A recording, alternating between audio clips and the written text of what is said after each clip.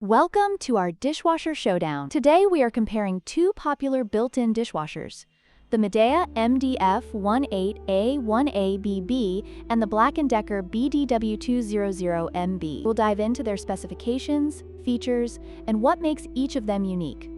Whether you're looking for something compact or a larger capacity model, we've got you covered. Let's get started.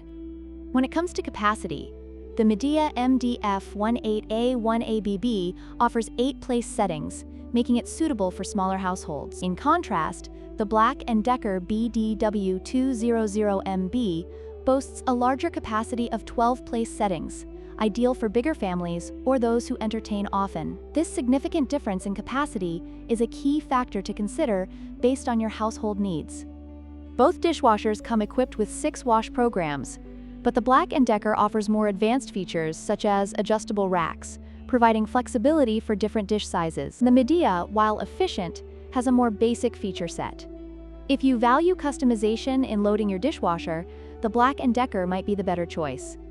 Price is always a crucial factor. The Midea MDF18A1ABB is priced at $459, making it an affordable option for those on a budget.